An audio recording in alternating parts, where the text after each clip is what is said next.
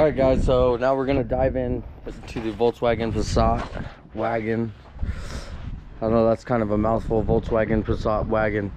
Anyways, we're gonna dive in. It's a 2.0 turbo, and if you guys see my last little video on this car, we know that the exhaust cam is spinning off the timing belt on the other side. Okay, the intake cam is not spinning because there's something in here. Maybe you could call it the secondary timing chain, or the timing chain for the exhaust and intake cam, the cam timing, whatever you want to call it. It's inside here. So what we're gonna do is we're gonna pull the battery, probably the box and all this stuff out just to make room. Air box, we already have half of it taken apart, and we're gonna try to get to this screw here, and I'm sure they go, there's one here and they go around. So it looks like we're gonna have to remove all of this. We're gonna have to maybe get away with leaving this on, who knows. Well, I'll update you as we go, but we're pretty much gonna do this and look in there and just see cause and effect. I want to know why. Hopefully you guys want to know why too. And then I'm gonna take the chance and just buy the parts it needs in here and put it back together. Fingers crossed the valves are good. Probably not, but it's worth a shot. It's cheaper to check if they're bad than it is just to pull the head. So I might end up paying twice, but it's all good. Stick around. Thanks for watching. And just so you know, this is day one of starting teardown after work. Here we go. We're gonna get it. I'm gonna try to work my way through all this stuff, and yes, there's a big fire going on right now. It's getting crazy. I hate these.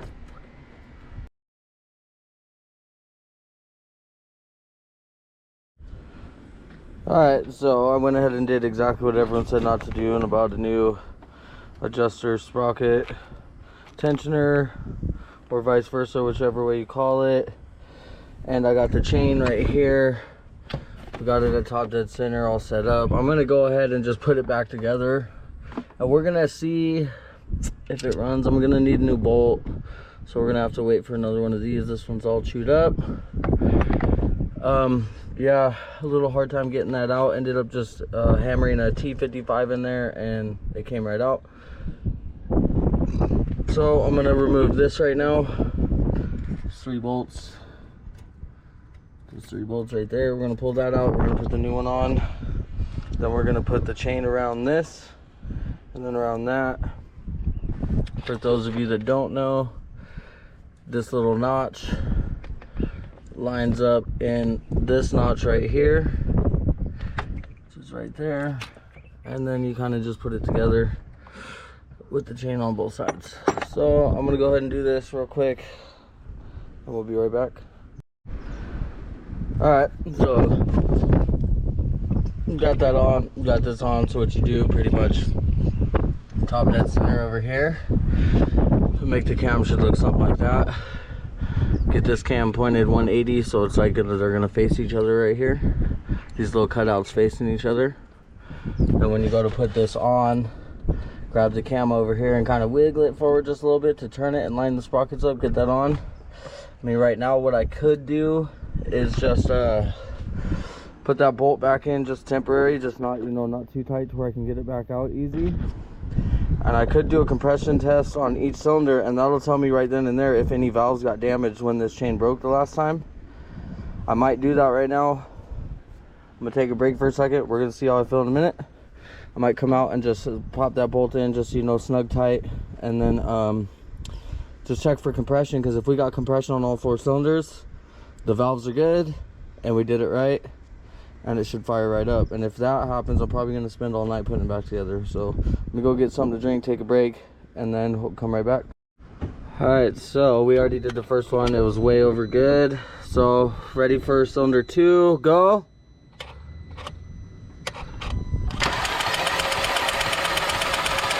No compression, stop. So no compression on that cylinder, which is dead ringer for valve damage there. So we'll just continue checking the cylinders right now. So we know for sure if it does run, this cylinder right here is not going to hit. Needs head work. That's pretty much a dead ringer for needing head work. Unless maybe I didn't have it turned in all the way. We'll test it again one more time just to be sure. Alright, go. Good compression, stop. So that compression tested really good. So we got good compression there. One more cylinder to go. And then we'll come double back and try that one more time just to make sure.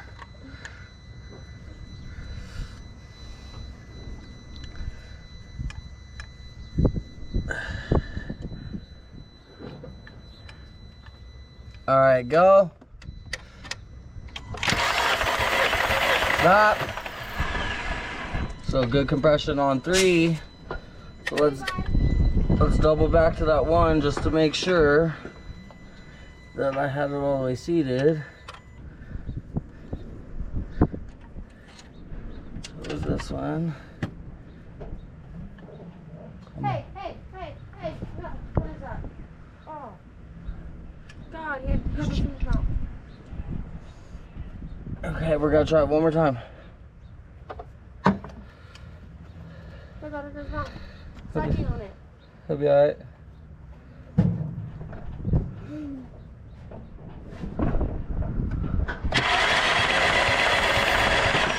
Alright, no compression on that one. Alright, stop. You're good.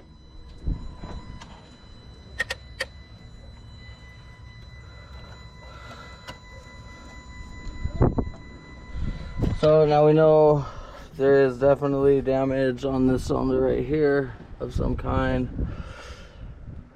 Head needs to come off the car. But that's pretty much how you can test and see. So it's pretty crazy to me that only one cylinder got messed up when that thing broke. But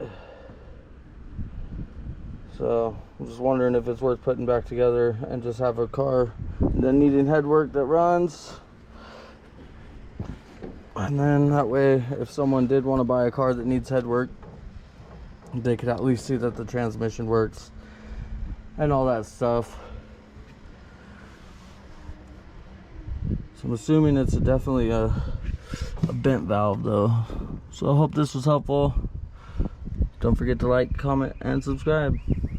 Oh, we're gonna put the car back together. That way I don't have all these parts laying everywhere, even though we obviously know I got the umbrella out.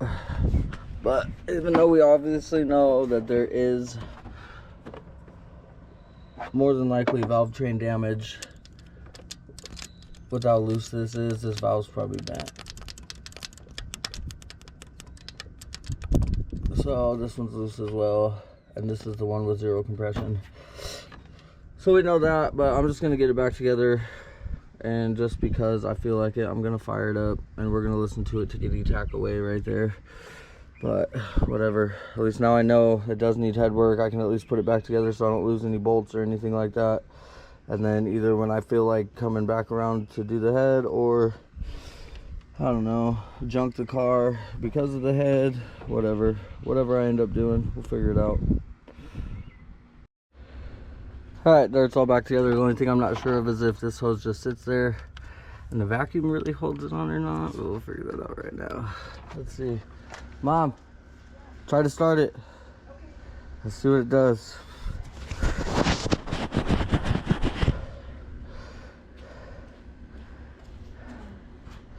I don't know what this one hose right here does, but I just want to see if it'll fire up.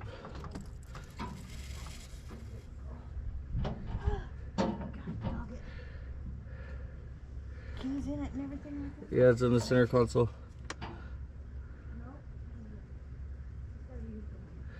It's in the little cubby.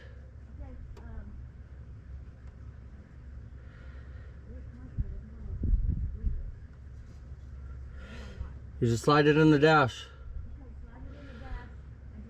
Yeah. I'm sorry, I'm retarded, Eric. I don't know how to do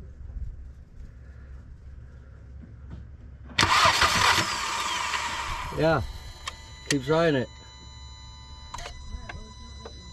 You gotta take it out, put it back in.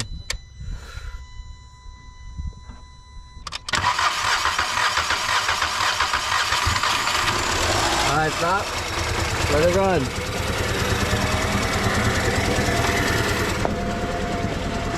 Runs like crap. It's missing on that one cylinder, but it's running, it's alive, so.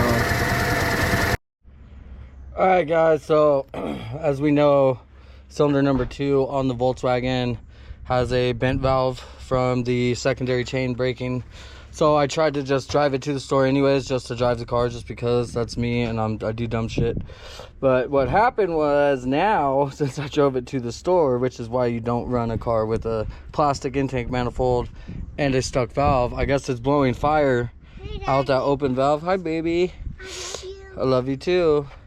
So it's blowing fire out the hole and onto the intake manifold, which burnt a big hole in my intake manifold. So what I did right now, just to make it not leak and run, is I took a piece of a beer can and JB welded it over the hole. We're gonna leave it alone for now, that way I don't cause any more damage.